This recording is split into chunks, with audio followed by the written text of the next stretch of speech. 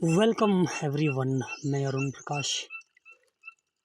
तो आज मैं कर रहा हूँ अपने ऑर्चर्ड में स्प्रे, क्योंकि अब मैं फ़ारिग हुआ हूँ एक ऑर्चर्ड में समर प्रूनिंग करके। तो अब यह जानना ज़रूरी है सभी लोगों के लिए कि समर प्रूनिंग के बाद कौन से स्प्रे करें। यह बहुत बड़ा कन्फ्यूज़न रहता है बागवानों के लिए। तो पहले तो हमें देखना है कि हमने प्रूनिंग की तो क्या दिक्कतें हमारे ऑर्चर्ड में आ सकती है, कौन कौन सी बीमारियां अटैक कर सकती है, पहले इसका पता होना ज़रूरी होता है। तो आ, जब हम प्रूनिंग करते हैं तो ज़ख्म हो जाते हैं हमारे प्लांट की टहनियों के ऊपर, और फिर फंगस का भी खतरा रहता है अटैक होने का, क्योंकि फंगस भी घुस जाता है जहाँ पर कट लगते हैं, तो वहाँ फंगस को अंदर घुसने के लिए जगह मिल जाती है।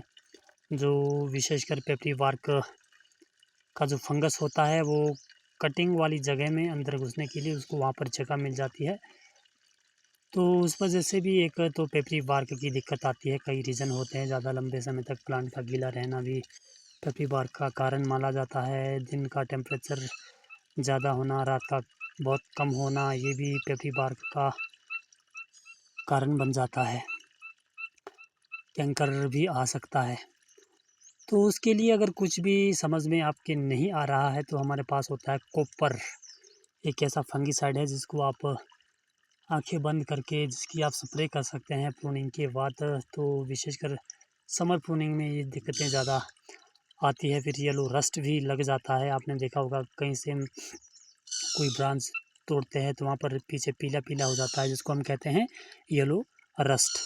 तो ये हमारे पास अभी है कॉपर। निकालता हूँ मैं, ये कोप्रेक्स कोप्रेक्स है, ये कॉपर के नाम से है। और स्पर्शीय फफूंदी नाशक है, यानी कि ये कॉन्टैक्ट फंगिसाइड है हमारे पास। 50% ये WP की फॉर्म में है, इसमें पाउडर फॉर्म में ये है कॉपर। तो इसकी स्प्रे बहुत अर्जेंटली होती है, क्योंकि ये ज़ख्म के ऊपर भी इसका छिड़काव होगा तो काफ़ी अच्छा रहेगा। वहाँ पर फंगस वगैरह अंदर नहीं घुसेगी। जो फंगस वगैरह होगा तो जैसे ही वो कॉपर के कांटेक्ट में आएगा तो फंगस किल हो जाएगा। एक पेपरी बार्क आने का खतरा नहीं रहेगा, क्योंकि पेपरी बार्क के फंगस को अंदर घुसने ही नहीं देगा। इसकी तुरंत स्प्रे करनी होती है जैसे हमने कटिंग की। अगर आपके पास समय है या काम करने वाले हैं तो अब जितने एरिया में हम प्रूनिंग कर देते हैं तो उतने एरिया में पीछे का स्प्रे हो तो और भी बेटर रहता है और भी अच्छा रहता है।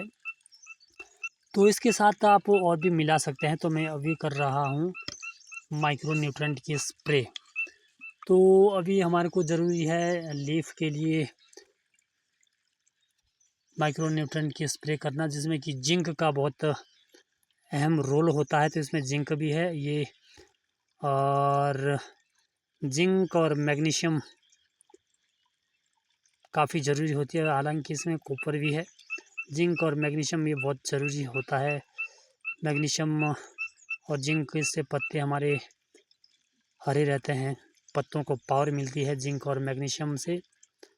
और इसमें साथ में बोरॉन भी है। बोरॉन तो काफ़ी अच्छा होता है, और कैल्शियम भी साथ में है इसमें 1.0। कम कम मात्रा में इसमें है, लेकिन ज़्यादा मात्रा में नहीं है। तो आप अलग से भी जिंक, मैग्नीशियम और बोरॉन की स्प्रे कर सकते हैं, और कैल्शियम की आप अलग से कर सकते हैं। तो इससे क्या होगा, उसकी क्वांटिटी ज़्यादा रहेगी। तो मैं एक इसकी स्प्रे कर रहा हूँ। अगर ये चीज़ आपके पास उपलब्ध नहीं है तो सबसे अर्जेंटली स्प्रे हमारे पास कॉपर ही है, इसको तो करना ही पड़ेगा। लेकिन कॉपर एक ऐसी चीज़ है जिसके साथ हम और दूसरी फंगिसाइड को छोड़ करके इसके साथ माइक्रो न्यूट्रेंट और मैक्रो न्यूट्रेंट भी मिला सकते हैं। और साथ में मैं कर रहा हूँ, ये मेरे पास है इंसेक्टिसाइड। तो ये तो क्लोरोपाइरीफॉस है, डरमेट क्लोरोपाइरीफॉस। इसमें 20% ही है, मात्र 20% है, कम पावर इसमें है। और दूसरा कैनॉन है, इसमें क्लोरोपाइरीफॉस 50% की मात्रा में है, और ये ज़्यादा हैवी है। तो इसकी सलाह मैं नहीं दूंगा क्योंकि ये गर्म होता है बहुत ज़्यादा और इससे माइट फैलने की संभावनाएं रहती है। तो लेकिन मेरे ऑर्चर्ड में थोड़ा ज़्यादा कीड़े का प्रकोप होने के कारण मैं इसकी स्प्रे कर रहा हूँ। अगर आपने करनी हो तो आप इसकी स्प्रे मिक्स्ड कर सकते हैं, जहाँ जहाँ पर आपको कीड़े का अटैक लग रहा है या नई टहनियों में आगे आगे, तो उसकी स्प्रे आप आगे आगे कर सकते हैं। जहाँ पर इंसेक्ट का अटैक ज़्यादा है वहीं पर इसकी स्प्रे आप करें, पूरे पौधे में ना करें। तो जो सबसे ज़रूरी स्प्रे है वो कॉपर की ही है, बाकी चीज़ें आपके पास हो चाहे ना हो, लेकिन कॉपर अवेलेबल होना चाहिए प्रूनिंग के बाद। Thank you.